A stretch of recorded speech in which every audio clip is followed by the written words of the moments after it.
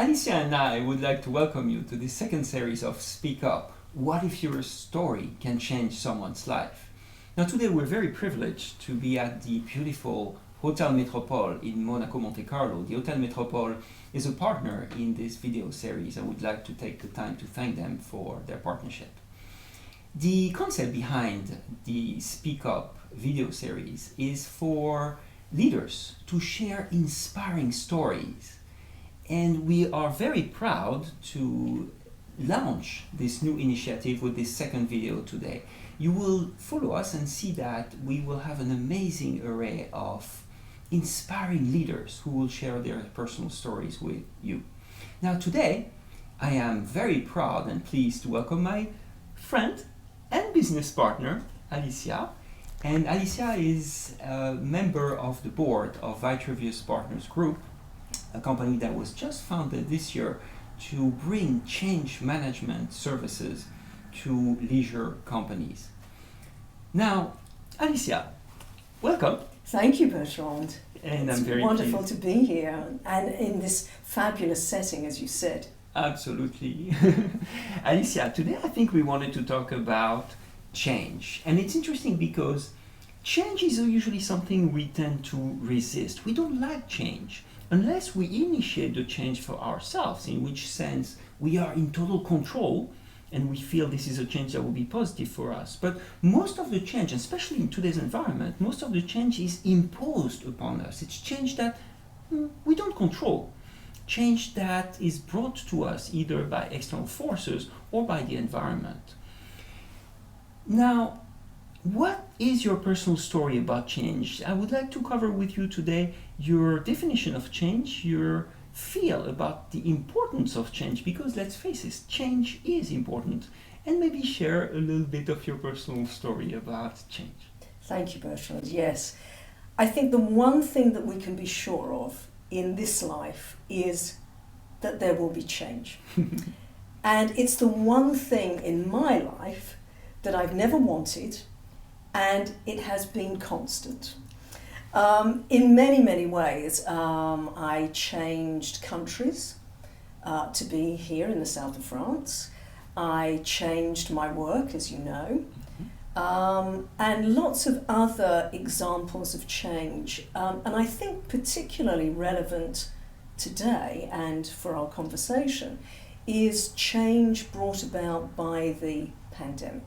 Absolutely. Because this has affected everyone. It's a global phenomenon. And for me personally, the change brought about by the COVID-19 is that my work has developed and grown in a way that I could not have imagined before lockdown. What happened is that everyone has been forced to go online. And whilst we were au fait and we knew about platforms like Zoom and Google Meets and Teams, now they are a constant part of our lives and they are the means of communication.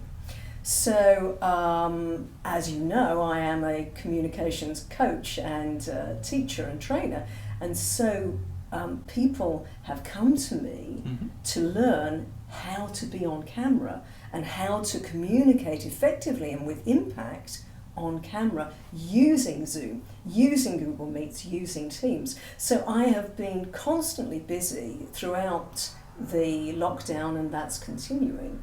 So it has been a very positive change out of a situation which one could view as being wholly negative. Absolutely. Yeah. And I think too that it has really helped me to learn and grow. And that is what happens in change. If you grasp it and embrace it almost, and don't face it with fear and apprehension. A vast learning curve for me. I had to put all of my lessons online for the International University of Monaco, where I teach, and also the International School of Monaco. And it was a great learning curve, but the net result is that I've learnt, I have grown, the people that I work with have learnt and grown as well. Mm-hmm. And in sharing that experience, we are all then able to face change without fear and without anxiety. Absolutely. You mentioned, Alicia, the word fear several times. Yes. And it's true that we tend to fear change. And tell me a little bit more about how to manage that fear, how to control that fear, or maybe how to use that fear positively. Yeah, I suppose that in my communications training, I'm helping people deal with public speaking, Mm-hmm. and that is something where people are very, very afraid. And so if I apply that sort of training to facing change generally, I think that what is essential is that you always know that ultimately you are in control. Absolutely. That you can take control, that you don't have to feel overwhelmed. When you're speaking and communicating, you are in control because it's your communication, it's your presentation. And so even when you're dealing with change, you can take control. You don't have to feel overwhelmed by it because you can actually take hold of it and face it and deal with it. A lot of the time, yes, I did mention about fear, and a lot of the time we don't confront that. I think that it was in the Rocky films, the boxing films, that Rocky says that it's not the number of times that you hit, it is the number of times that you are hit, and you pick yourself up, you dust yourself off, and you move forward. And I think that that is a very good message for our audience, that really it's not how you hit, it's the number of times that you are hit and how you get up and you move forward. And that's what you can do with change as well. I absolutely love this example. Actually, it's right on point. And it's true that to manage fear, I think you have to, first, it comes from your attitude towards fear. It comes from the way you will confront fear. Yes. And you will see that, yes, you're right, you're in control. And if you're in control, taking back control, the fear disappears in a sense, or at least you push the walls of fear a little bit further along the way. So it's a very good example. Thank you.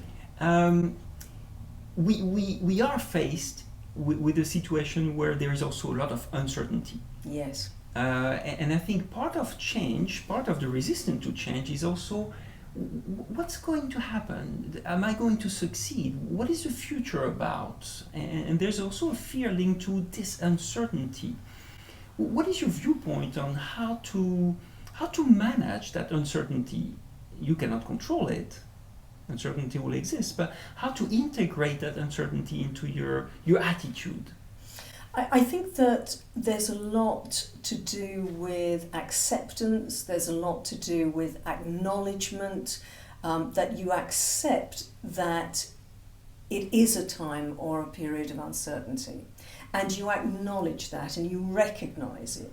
Because if you accept that and you acknowledge it, you are then able to again take control of it. So I think that we can accept that there is a period of uncertainty, that change brings about instability, but you can always acknowledge, accept, and then you can move forward and deal with it and cope with it. Absolutely. Alicia, these are very, very insightful words, and I really thank you for your time today. Thank you. And again, speak up, because what if your story can really change someone's life? Thank you very much.